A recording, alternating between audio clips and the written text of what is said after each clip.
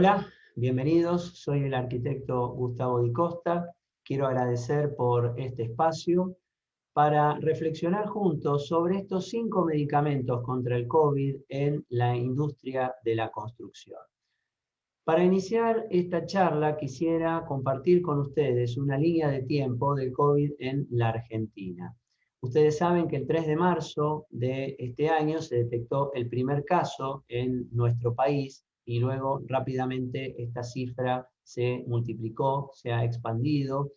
Para el 7 de marzo de 2020 tuvimos que lamentar la primera persona fallecida producto de esta enfermedad y el 20 de marzo de este año se implantó en todo el país el aislamiento social preventivo y obligatorio, el ASPO, que en lo concerniente a nuestra industria de la construcción provocó una paralización completa de todas las obras. A partir de ese momento, las obras se han detenido.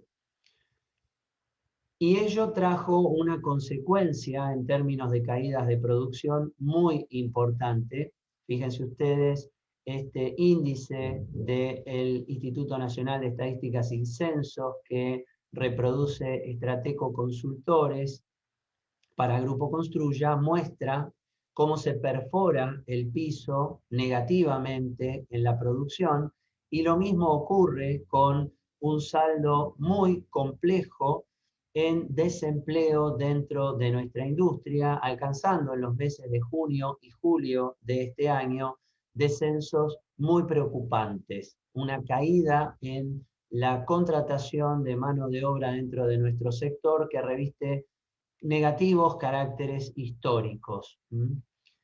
Ahora, generalmente me realizan la consulta respecto de si entiendo que va a haber un rebote de esta caída, un rebote en nuestra actividad. Y la respuesta clara y contundente es sí, lo va a haber.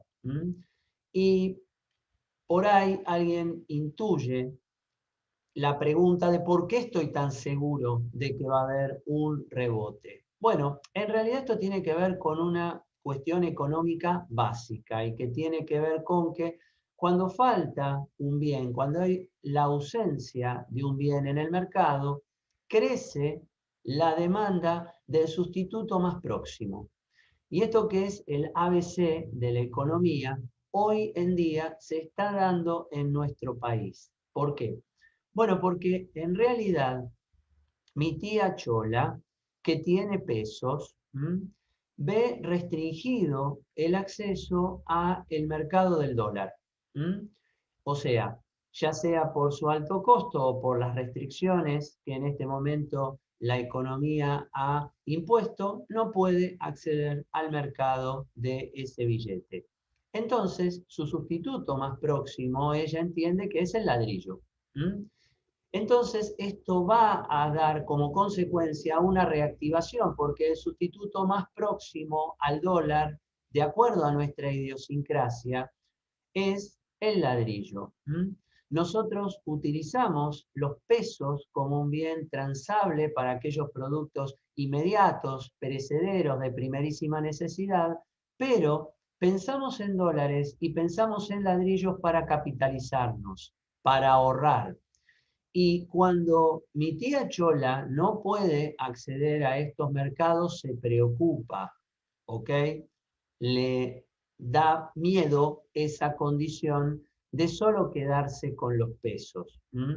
Por otra parte, la pobre Chola estuvo 200 días guardada dentro de su departamento y pudo entonces tener todo un tiempo de reflexión respecto de cómo podría transformar esos pesos en una mejora de su calidad de vida. Entonces está pensando en reformar su baño, su cocina, en ampliarse y en hacer una planta alta en su vivienda o modificar algunas cuestiones específicas, instalaciones, pisos, revestimientos, etc. Con lo cual, creo, y por eso me baso en estos datos para pensar que va a haber un rebote y va a haber un recupero taxativo.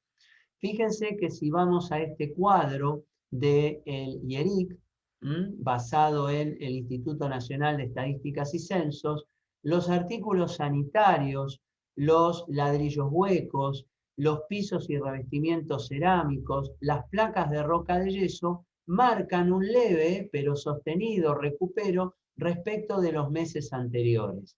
Y ahora, en el mes de octubre, esto se ve repuntar un poquito más, ¿sí? En contra de, por ejemplo, el asfalto o el hormigón elaborado, que continúan en cifras negativas, continúan por debajo de los históricos niveles mínimos de comercialización. ¿Qué quiere decir esto? Que va a haber un rebote y que ese rebote se va a dar primero en lo que el Código de Edificación de la Ciudad de Buenos Aires define como micro y mini obras. Las micro y mini obras privadas, las reformas menores a los 500 metros cuadrados, se van a reactivar primero. Y de hecho las cifras que veíamos recién así parecen demostrarlo.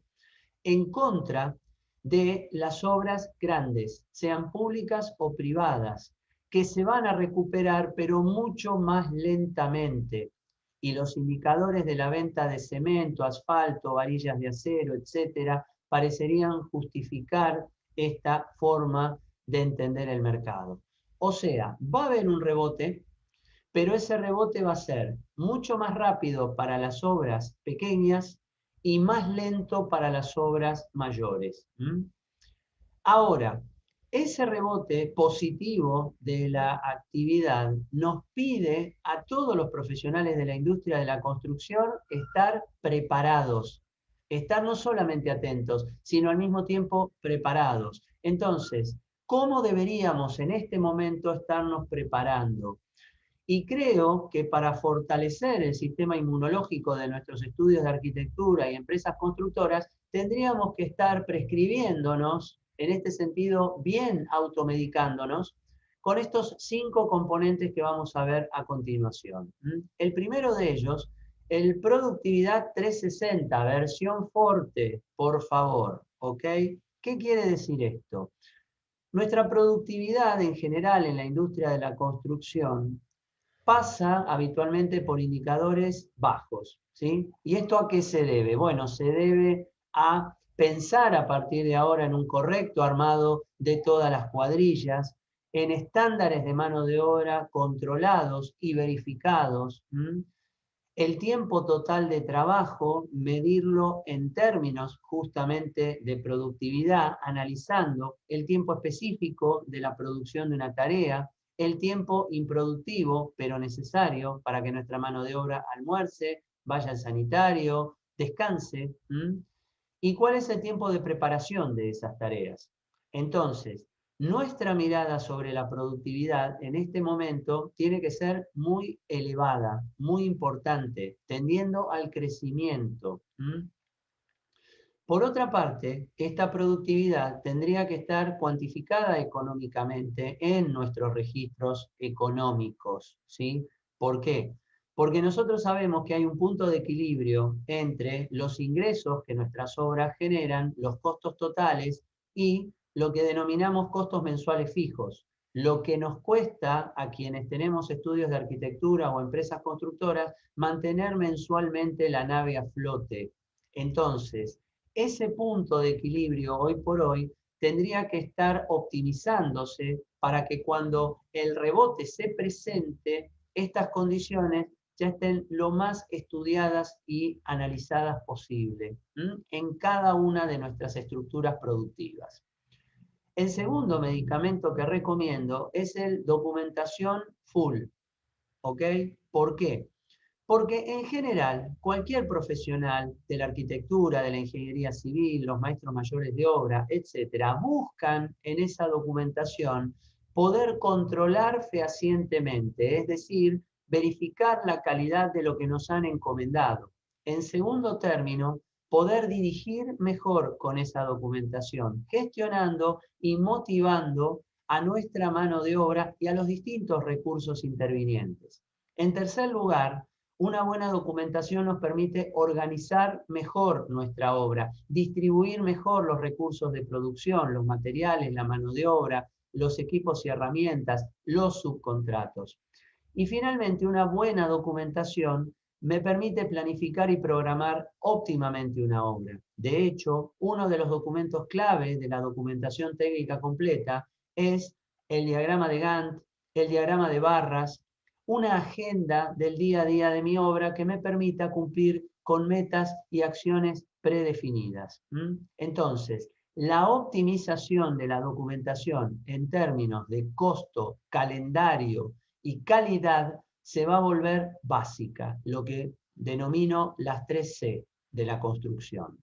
Costo, calidad y calendario. Lo llevo a una anécdota no menor.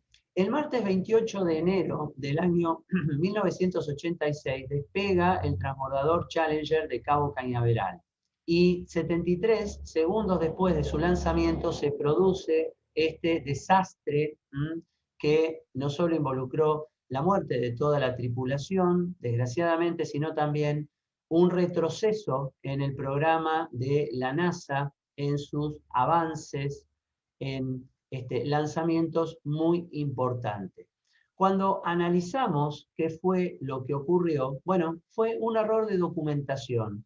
Fíjense que un O-ring, que era el que permitía el paso del combustible, un componente de $50 en el mercado, combinado con una situación de contexto poco usual. En Cabo Cañaveral, previo al lanzamiento, se dio una temperatura extremadamente baja, lo cual contrajo un O-ring de mala calidad que no respondía a la especificación técnica. Eso hizo que el combustible drenara por ese O-ring que no obturaba lo suficiente y que se produjera esta desgracia. Lo que quiero establecer es que siempre la especificación técnica en una documentación resulta clave para evitar el desastre. Siempre. Y esto no tiene que ver con la escala de la obra, sino que tiene que ver con un gesto profesional del arquitecto, del ingeniero civil, del maestro mayor de obra en su rol de proyectista, de documentar más y mejor las obras. Llegar a los detalles constructivos, en este caso con un carácter esquemático, pero llegar al detalle constructivo con esa precisión que nos impide el hecho de llegar a un escenario grave en términos de pérdida de calidad, de tiempo o de recursos económicos, ¿sí? El tercer medicamento que modestamente recomiendo es el tecnología Open Minds, ¿sí? Es decir, romper las barreras de lo establecido, pensar, por ejemplo, en nuevos morteros poliméricos o cementicios que obtienen 20 veces mayor rendimiento respecto de las mezclas tradicionales y que no dependen de una acabada muy sofisticada capacitación o calificación de nuestra mano de obra. Lo mismo para la envolvente de nuestras cajas arquitectónicas, tratar de no ver solamente en el bloque murario la solución para un cerramiento, porque estos sistemas, por ejemplo, de ALMA DPS, podríamos mencionar muchos otros, ¿sí? Reducen los costos directos, acotan los tiempos de producción y obviamente no requieren de una calificación demasiado importante. Entonces, estas nuevas tecnologías constructivas nos llevan a la teoría del 30%, un promedio de un 30% de ahorro de calendario, tiempo y de costos, economía en nuestras obras, que hoy por hoy, con el regreso luego del ASPO a las obras, se va a volver fundamental, muy, muy importante. El cuarto medicamento es el procrastinación cero. No patear para mañana lo que puedo hacer hoy en nuestras obras, siempre atendiendo en nuestros planes de trabajo aquellas tareas críticas, las que no tengan margen, porque es allí donde voy a tener los mayores y más preocupantes desvíos. Y esto vale para la microobra, para la mini obra y para la gran obra. ¿Ok? Los planes de trabajo se vuelven imprescindibles para nuestro regreso a la construcción. En quinto y último lugar, el costo y precio fuerte. Acá vamos a la versión más poderosa de este medicamento. ¿Por qué? Bueno, porque estamos en un contexto donde la búsqueda de proveedores eficientes, la agilización de las compras electrónicas, se da con muchísima fuerza. Y esto me permite comprar más y mejor. Me permite, en este contexto, negociar el fraccionamiento, quizá el aplazamiento de los pagos, hacerme hoy de los recursos, estoquearlos, porque tengo mejores condiciones de compra, tengo mejores condiciones para negociar deudas, por ejemplo, impositivas. Quiere decir que aquí tenemos un indicador interesante. Y esto nos va a pedir que nuestras finanzas sean controladas de forma permanente, tener nuestra mirada, nuestra economía a la vista, que esos recursos estén muy, muy presentes en el día a día de nuestra organización.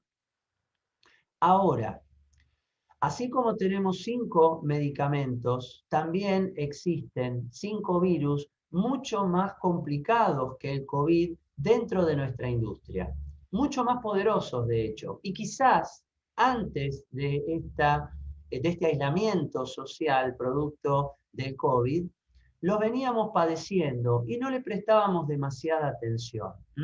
El primero de ellos, una importante, una elevada tasa de corrupción en nuestra industria. Y esto motiva no solamente a las cámaras empresariales de la construcción, sino también a las empresas que intervienen dentro de nuestra industria. Obviamente que este es un fenómeno mundial, no solo regional, como podemos ver aquí con una empresa puntual, pero este es uno de los puntos que sin dudas vuelve negativa la actividad en nuestro país. Y los saneamientos en términos de corrupción deberían ser fuertes y sostenidos, no solamente por las empresas que intervienen en el sector, sino también por todos los actores que tienen incidencia en este tema, con programas fuertes y sostenidos en el tiempo. El segundo tema tiene que ver con la falta de energía. Nuestro país es muy dependiente de recursos de los cuales carecemos. Y entonces, una reactivación de nuestra industria puede volverse muy demandante y poner de esa manera en jaque los actuales formatos de producción energética. Así que este es otro tema que creo tenemos que tener muy presentes. El tercero de ellos tiene que ser combatir el virus de la burocracia. Nuestro país demanda, de acuerdo a encuestas de Banco Mundial, 310 días para aprobar una documentación.